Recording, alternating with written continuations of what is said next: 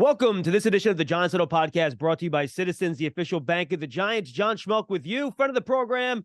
Been doing this a long time with us, Sam Monson from Pro Football Focus. Sam, we are past Thanksgiving. We're in the stretch run, about a third of the year to go here. How you holding up?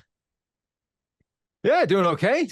I think there's been some fun storylines in the NFL. Not so much for the Giants, though. Tommy DeVito's changing that the last few weeks. So, yeah, it's been good. All right, so let's start with the positive stuff for the Giants. And I think it begins and ends with Dexter Lawrence, who I don't think anyone could argue has been the best player on the team this year. I've been raving about his play, just watching him on tape. Give me some good PFF context to exactly how dominant Dexter has been as a nose tackle.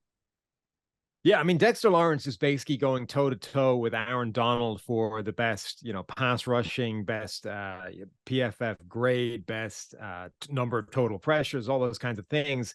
But the difference is Dexter Lawrence is doing it as a nose tackle. And, that's become a term, I think, that's a little bit, it's kind of lost its meaning in recent years, right? Not many people play a nose tackle anymore. They play a guy that's more of a nose tackle than a three technique, but they're not lined up over the center snap after snap. The old days of the true heads up nose tackle, the two gaps and all those kinds of things are kind of gone. But Dexter Lawrence does play most of his snaps lined up over the center. Like, he is a true nose tackle, and his stats and his pass rushing production from nose tackle alignments, like the gap between him and the next guy is insane. There's nobody else even in the same vicinity as what he's doing from that kind of alignment. So it is a genuinely incredible performance, and he's built on what he did last year, which was sort of put himself into that world of, the best interior players in the NFL. It's so easy to get double teamed in there, and I think that's kind of the theme, right? I mean, his pass rush win rate is basically tied with Nick Bosa, who is perennially a top 5 edge rusher, top 3 edge rusher in football. How is he able to do this, either beating double teams or how the Giants scheme maybe helps with all that blitzing, creates some of those single teams against, again, we've seen the progress in the draft here, Sam, who's gotten along in this, undersized centers, right? This is the answer to the undersized center. Yeah, there's a little bit of all of that in there. The scheme definitely helps keep him from being as double teamed as he would be if they were running a more conservative scheme that didn't blitz as much and just rush 4 all the time. He would definitely see more double teams in those scenarios, and they are able to get him one-on-one more than they would because they blitz so much. But you're right. Like, he is, we've been in this world where those two gapping nose tackles have disappeared because everybody's been getting smaller, faster, targeting those single gaps. And so everything is sort of smaller along the trenches. Offensive linemen are smaller, defensive linemen are smaller. And then you have a guy like Dexter Lawrence shows up and goes back to that, I'm going to play over the middle, and every one of these undersized centers is going to have to deal with a guy that is 50 pounds heavier than they are and has moves and can rush the passer and all those kinds of things. It is, number one, it's a shock to the system. Most of these guys just aren't used to dealing with that. And number two, they're just overmatched at that point. Like, whether they're prepared for it or not, there's only so much you can do to offset the fact that this guy is 50 pounds heavier than you are and knows what he's doing with it. All right, now let's go to Kayvon Thibodeaux, because I'm on two minds on this, Sam. I want you to try to help me sort it out a little bit. It's very difficult to get double-digit sacks in Wink Martindale's system. Never happened in Baltimore. Kayvon Thibodeaux was the first guy to do it. 11 sacks, 12 games in, check the box, great. Yet you look at some of the underlying numbers that are maybe more predictive, right? Things like pressures. He has 11 sacks, just 36 pressures. 10 of those are of the unblocked variety, right? 9.8% pressure win rate, according to you guys over at PFF. So how do you sort through what Kayvon Thibodeaux has done here in year number 2? How should Giant fans view his season? I think he's developing into a solid edge defender, kind of across the board. And sometimes those guys are going to have very few sacks. Sometimes they're going to have a lot of sacks, right? I wouldn't judge him on the sack number. I think if you're looking at that and saying 11, 12 sacks, therefore he's having a great year, therefore everything's good, he's on the right track, he's going to be a superstar, I think that's leading you down a pathway that's just not right, right? But I think you can look at him and say, he does a few things pretty well. He's able to get some pressure. He's got a very good kind of closing burst and acceleration when he gets a clean run. His work rate. Ironically, the thing that he was criticized for the most as You're a right. draft prospect might be his biggest strength. Like he is one of those high motor guys now. And so many of his best plays are when the quarterback breaks out of the pocket or something, changes and gives him a little bit of a crease and lets him get at the quarterback. Like those are his best plays, the hustle plays that people kind of questioned whether they were there or not at draft time. What he struggles with the most is just clean, decisive wins. His hand placement, his hand work is sort of inconsistent. There's a couple of plays against Mekhi Becton in particular where he did a great job of swatting his hands aside and made some of his best plays against the Jets. But there are other plays against guys like Charles Leno of Washington where Leno is a capable, not great left tackle. And Leno's like almost every single time stopped him with his punch and he wasn't able to kind of disengage. He was forced deeper than he wanted to be. So I think there's some good and some bad on his tape. But right now he's already, a capable starter. The question is, how much better can he get at those things? Yeah, and I think he's been willing to do the dirty work in the run game too, which again, to your point, in the draft process, that's what people question. I think he's actually done a pretty good job at those sort of things. Deonte Banks, he's somebody that I know you guys liked. I loved him as a prospect coming out. I thought he fit Wink's system really well. And I think when you watch him this year, you love the traits, right? They put him one-on-one against the best wide receivers. He shows the speed. He shows the physicality. But I think you see the rookie mistakes too, right? Penalty issues. He's gotten beat for some big plays, which I think is reflected in the grade you guys have for him. So if you're a Giant fan, similar question to the one I asked you about Thibodeau, how would you view his rookie year for a player in a position that can be very volatile from season to season?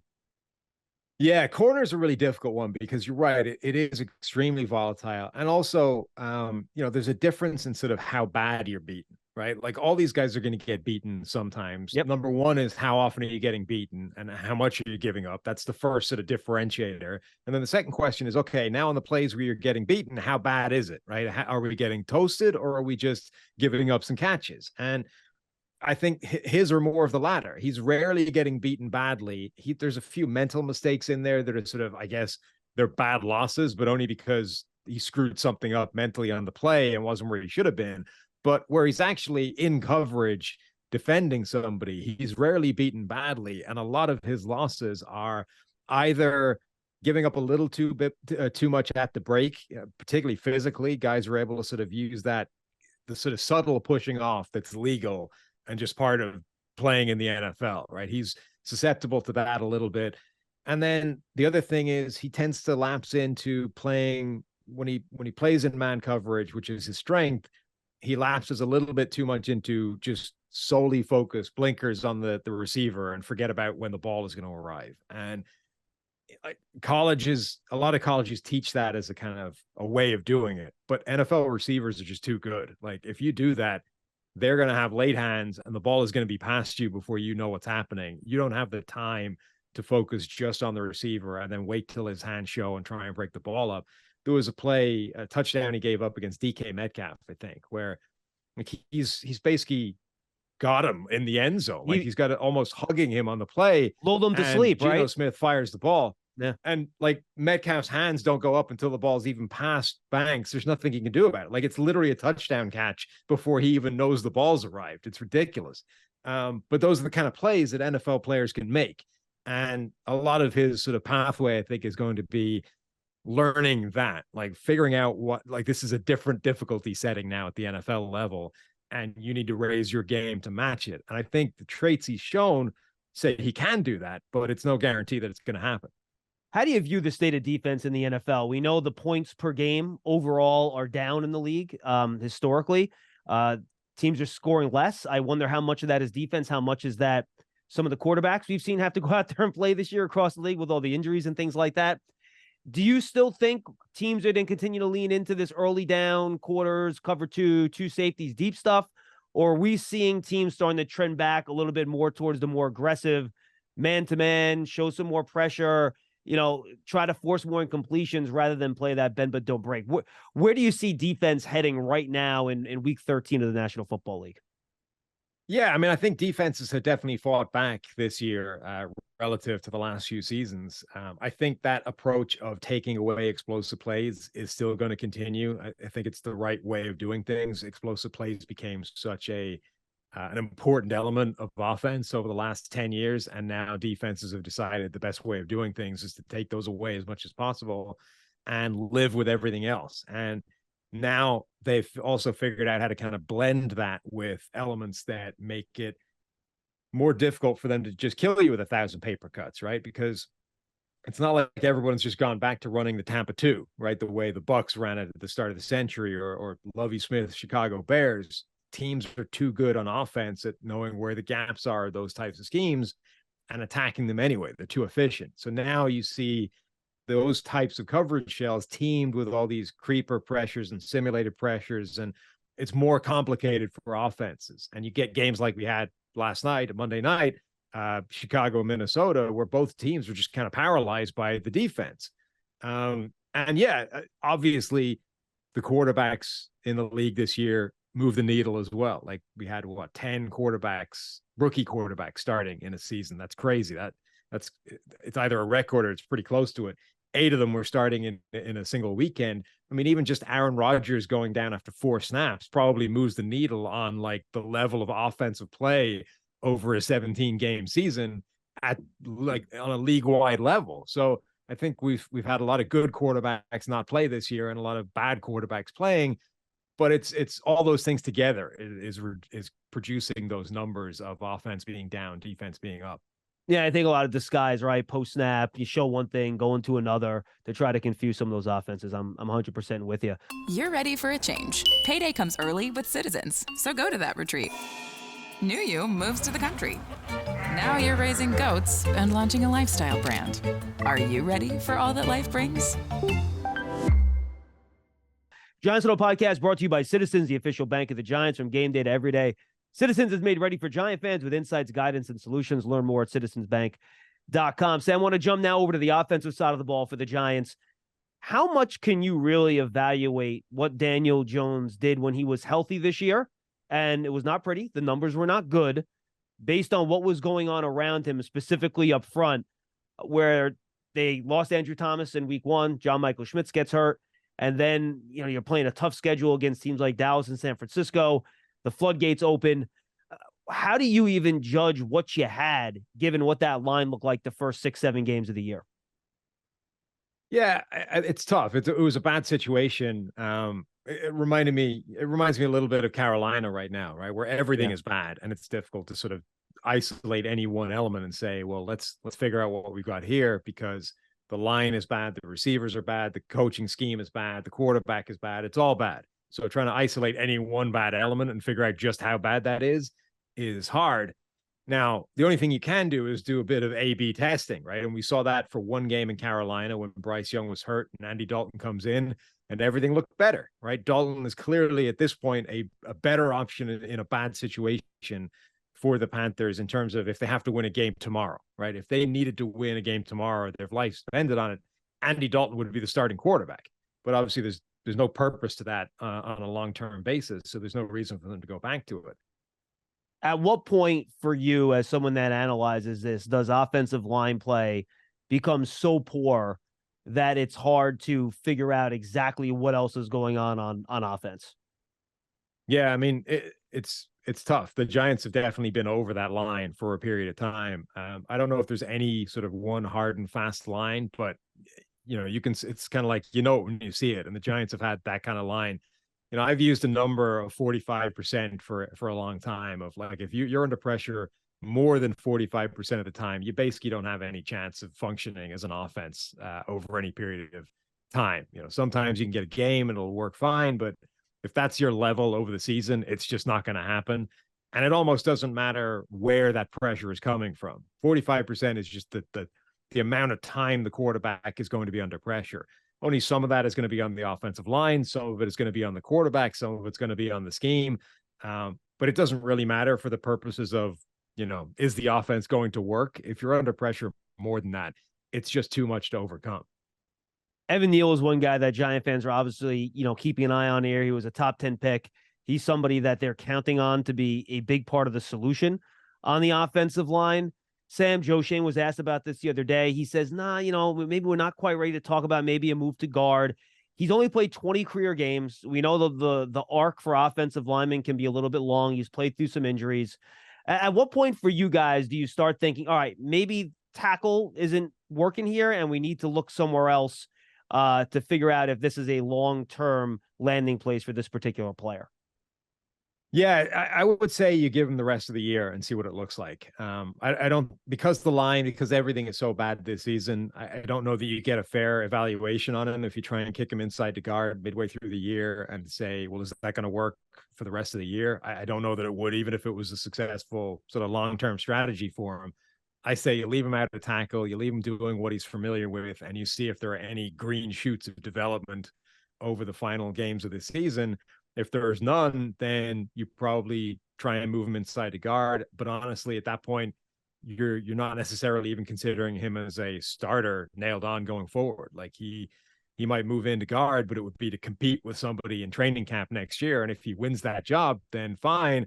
Otherwise, he ends up being, probably a swing tackle or a reclamation project from the bench somewhere. But I think that's the level we've reached at this point, is we've seen really nothing from him in terms of development, in terms of improvement, no signs that this is heading in the right direction. And unless those show up in the back end of the season, it's tough to pencil him in as a starter going forward. Last question on the offense before a couple of big picture team building things. John Michael Schmitz at center.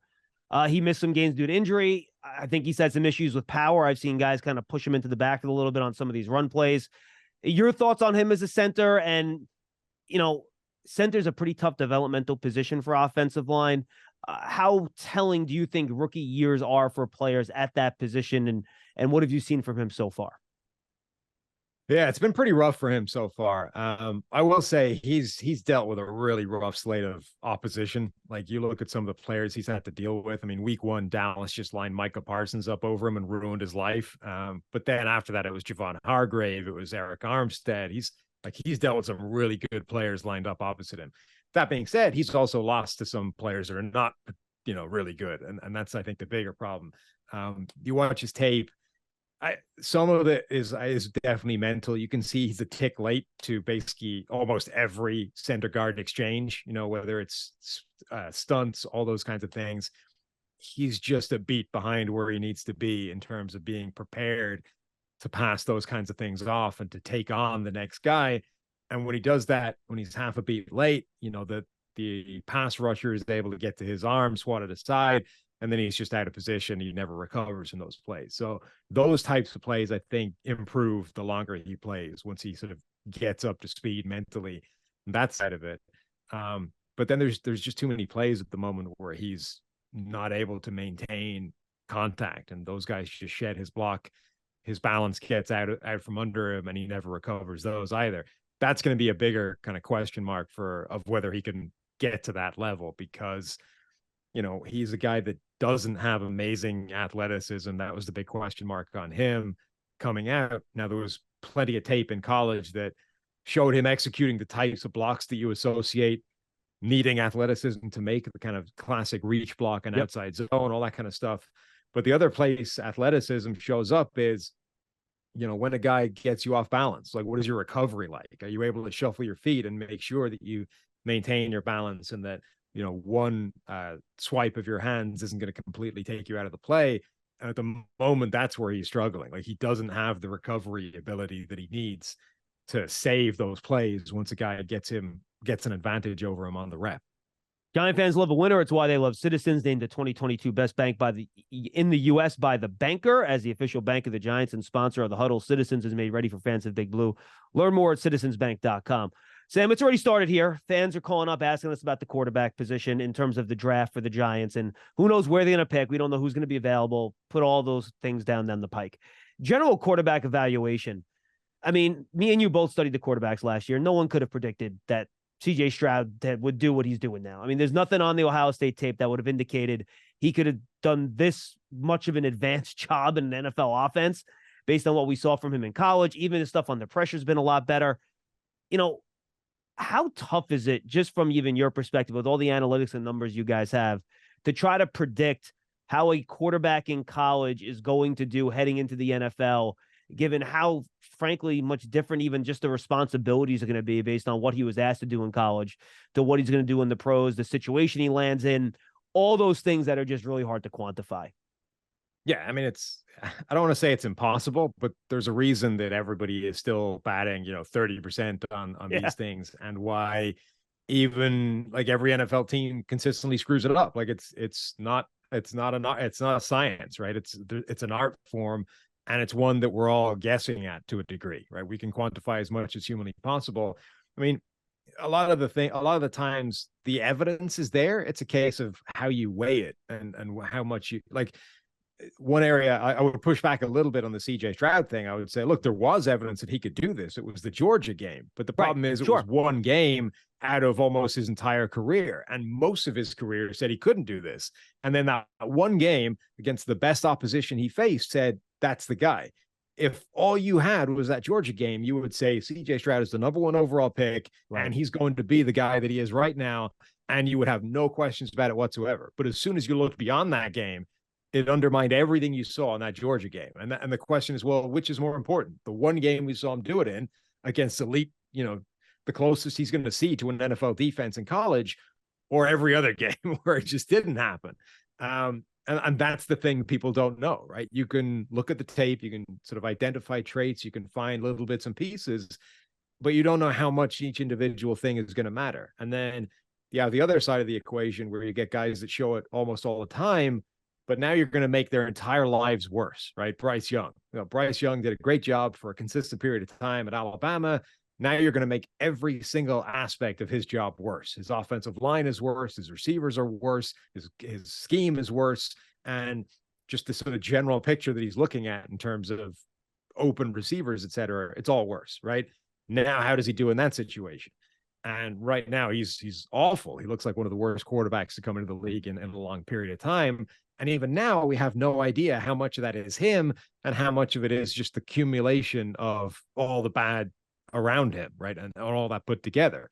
And even like the other element is, if you swap them, what would it look like? If CJ Stroud was playing in Carolina and Bryce Young was playing in Houston, what would that look like? Would Stroud still look way better? Would they completely reverse and suddenly Bryce Young is rookie of the year and CJ Stroud looks like a bust? This is the problem, is it's trying to sort of, figure out how much of the blame goes to each one of these individual things, even beyond trying to identify like which element of their traits and their college makeup is the important thing and how much to weigh. So yeah, it's a nightmare for everybody. All you can do is put it together as best you can and take your best guess as to what's going to work in any given situation. You love turf. You're good at it. So you start a turf biz. Business grows, your savings grow. Become the most celebrated name in turf. Are you ready for all that life brings? And welcome to my next 5 months.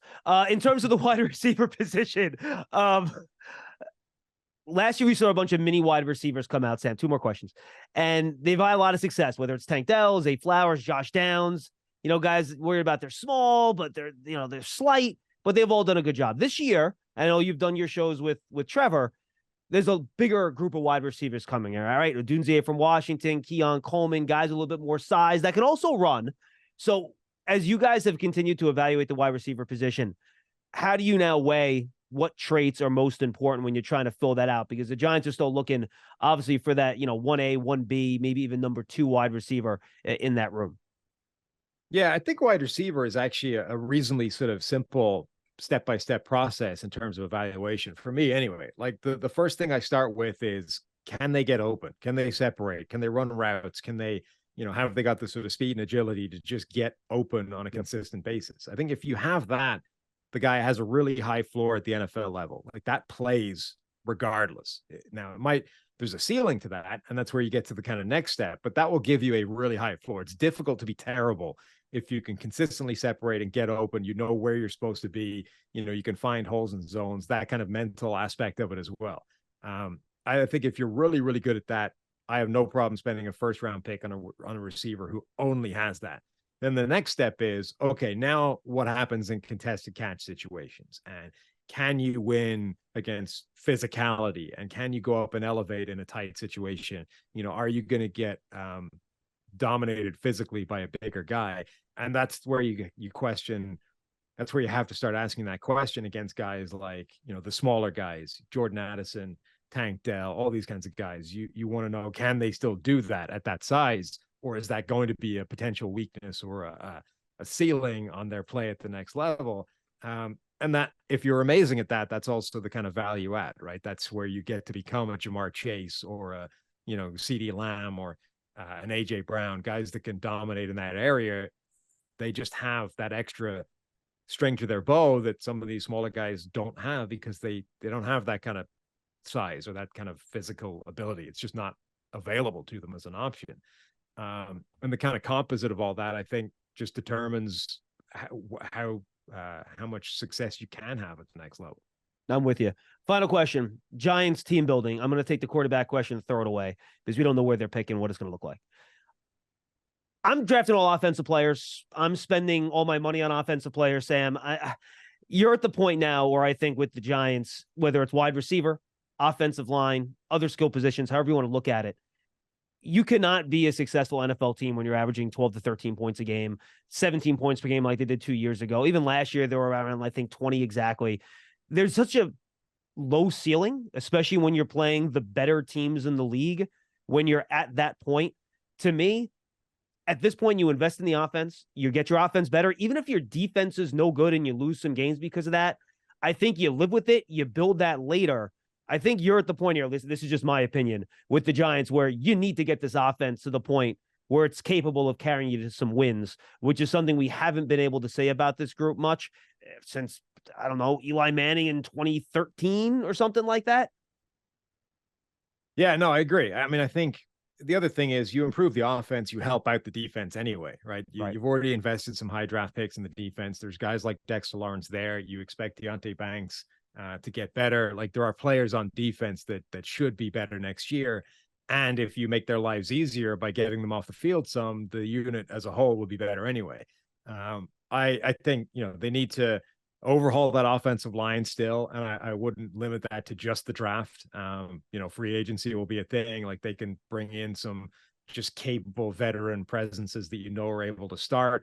Hopefully you get some level of development or improvement from the young players that are there, whether it's Evan Neal, John Michael Schmitz. I don't know that you can rely on that, but if that happens, it'll help how easy it is to overhaul the group. There's going to be some really good offensive tackles towards the top of this draft. So, again, who knows what the quarterback situation will be or where exactly they're going to be picking, but these are two of the best offensive tackles we've seen come into the league at the top of this draft in years, and different styles of player as well. So you bring one of those guys in, play them at right tackle, you're in a good spot. And then it's one of the best wide receiver groups to come in a long time as well. And I think that's going to be a consistent theme for years, that you're going to get a lot of good wide receivers every single year. So offensive line and wide receivers is where this team needs to go. Sam, tell us about everything you're doing at PFF, the podcast, everything fans should check out. Yeah, just the PFF NFL podcast, 5 days a week at this point during the season, wherever you get your podcasts, or on our YouTube channel. Check it out. Sam Monson, Pro Football Focus, Giants Huddle podcast presented by Citizens, official bank of the Giants. Thanks for being with us. We'll see you next time, everybody.